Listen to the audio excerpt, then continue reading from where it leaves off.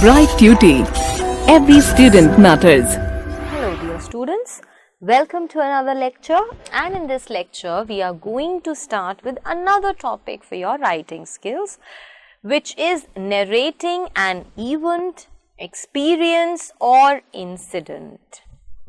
So as the title, as the name of this topic suggests, what are we going to learn in this topic? We are going to learn how to narrate something, how to describe some event, how to describe some experience or how to describe some incident. Now, a narrative, this narration that we are talking about is an oral or a written account of an event. So, if there is some event, there is some experience, there is some incident in person's life, you can either orally describe it or you can describe it in a written manner. Its chief characteristics are the graphic details, so the details that you give of that event, the dialogues that you might use to give the description, the characters that you include in giving that description, the element of drama that you are adding. These are all the things that make your narration very interesting. It can assume many forms, a narration can be in different forms. It can be a conversation between two people. It can be a monologue, just one person speaking and expressing himself or herself. It can be in the form of a poem, it can be in the form of a story, or it can be in the form of a drama. Now, you people should always try to make narratives as authentic, as original as possible by adding details and dialogues in such a manner that your narration seems to be alive.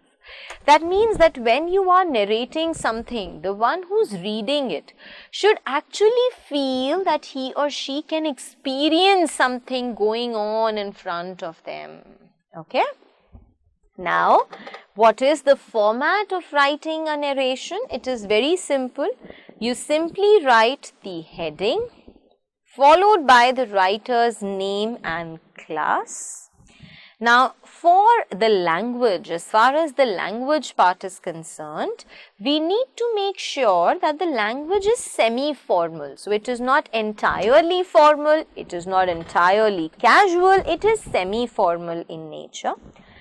Try to be simple but attractive and appealing. So, you can use a simple language, no problem about that, but your language should be very attractive and appealing. Avoid displaying your linguistic ability. Avoid displaying your linguistic ability means the usage of difficult vocabulary. Words that probably you've learned recently and you would want to show them off to the reader. This is not the right platform. You can use such vocabulary when writing an article, but when writing a narration, when narrating an event, some experience or an incident, we have to make sure that the language is very simple. Now, the content, what is to be the part of that narration? Factual information about some incident or experience. So, whatever incident or experience you are describing, you have to give a detailed description of it. The date, time, venue of the incident or the experience. The sequence of the actions or incidents. So, whatever are the sequence, whatever is the sequence of the actions, in what order did they take place, you have to describe that. Reaction to the incident. So, what was the reaction to this incident? You have to make a mention of that also. Now, a few points to be kept in mind when writing a narrative. Now, whenever you are writing a personal narrative, whenever you are writing something based on your understanding, we use the first person pronouns like I, and this draws the attention of the readers instantly. People are always interested to read about something which is the personal experience of someone. When telling the story, if something that you are explaining is your narrating is not truth but a story that you are fabricating, in that case we should not gloss over the details. That is, we should not spend a lot of time over the details of that plot. Since the readers have no prior knowledge of the story, a skipped detail will make the story haywire. So, the readers do not have prior knowledge, any prior information about the story.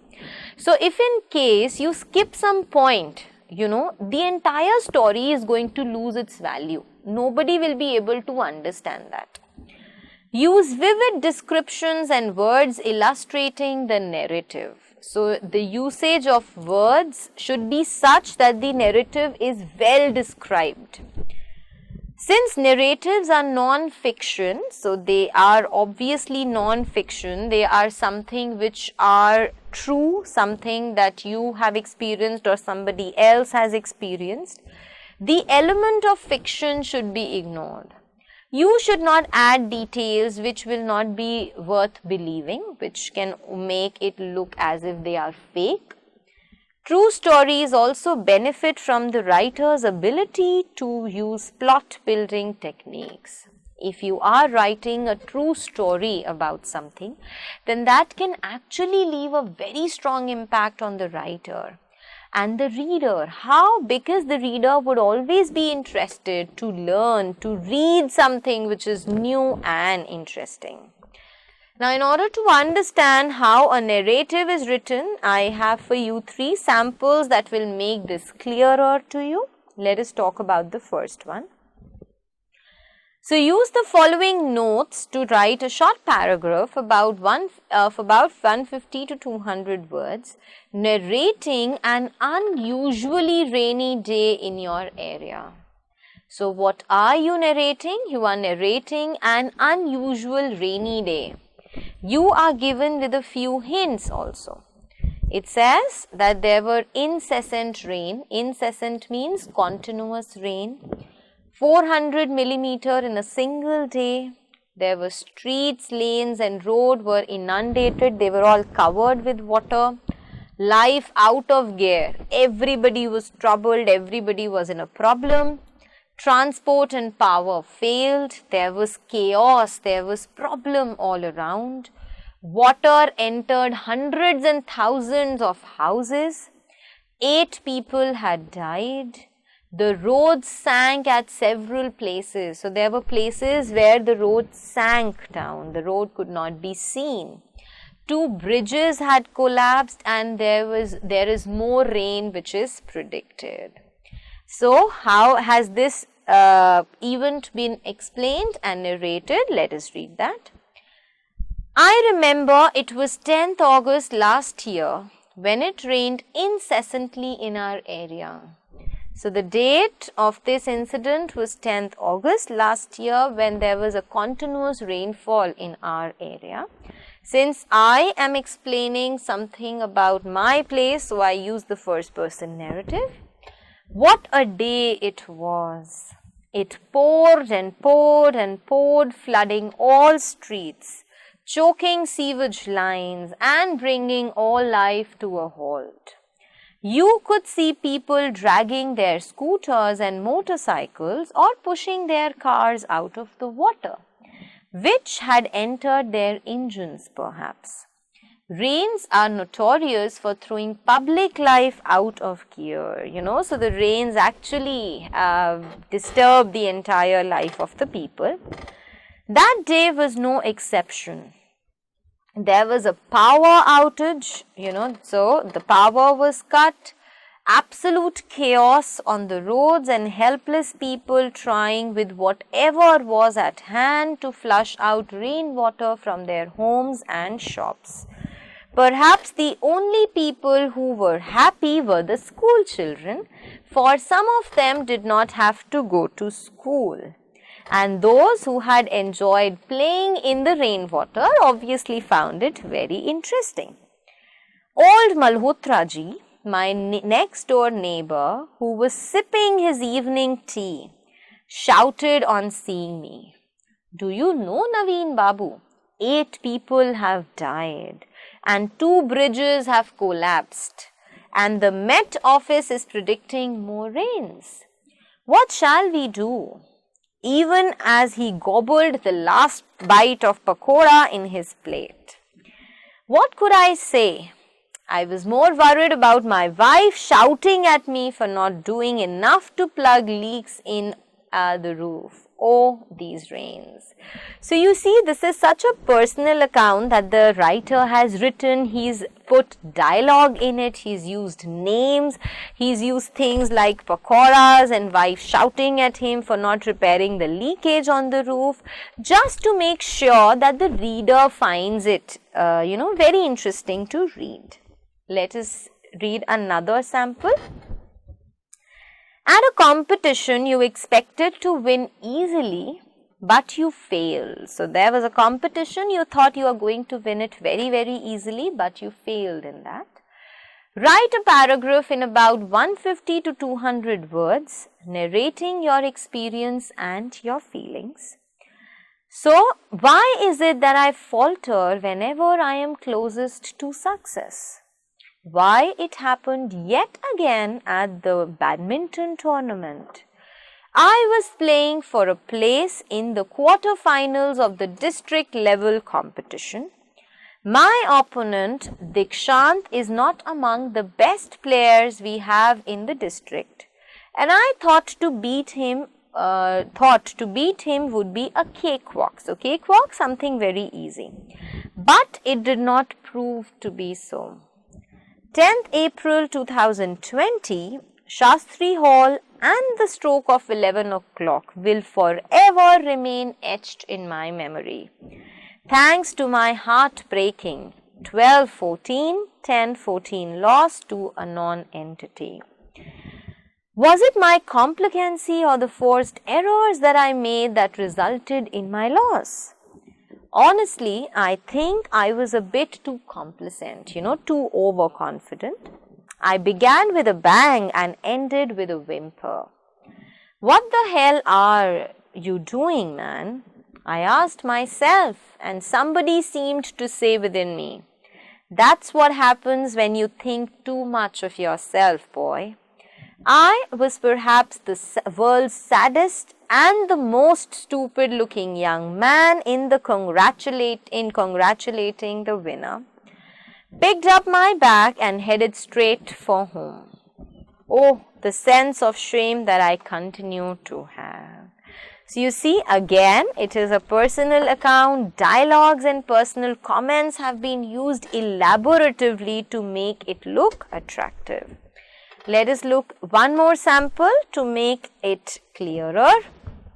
So you have to narrate an amusing account of your experience, a funny account of your experience when you were early for a train and had to spend some time in the waiting room with different kinds of people.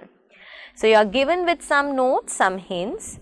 Indore station you are talking about, you had to catch the Gwalior train. The train was 2 hours late. A first class waiting room full to brim, so it was completely occupied. It was littered with baggage. Baggage was thrown everywhere. Passengers were sleeping, were eating, screaming, children were screaming.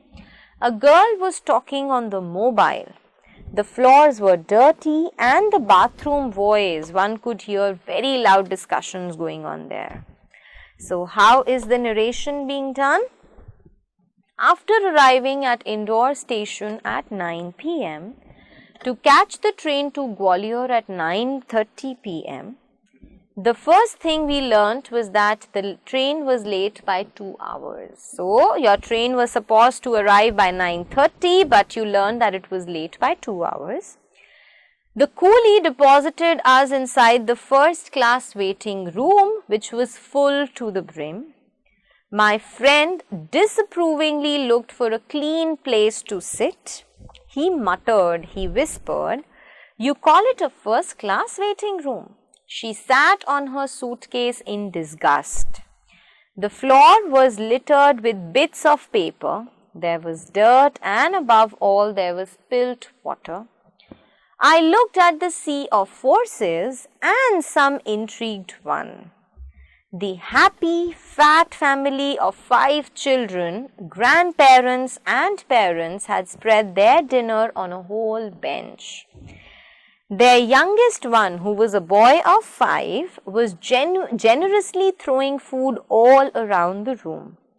2 of the children were using puris as airplanes. The grandmother was busy washing her hands under the chair. 2 men full of self-importance were discussing the latest politics in Madhya Pradesh, their arguments getting louder and louder. In spite of her mother's constant warnings, a young girl was busy with her mobile phone and continued using it till she boarded the train.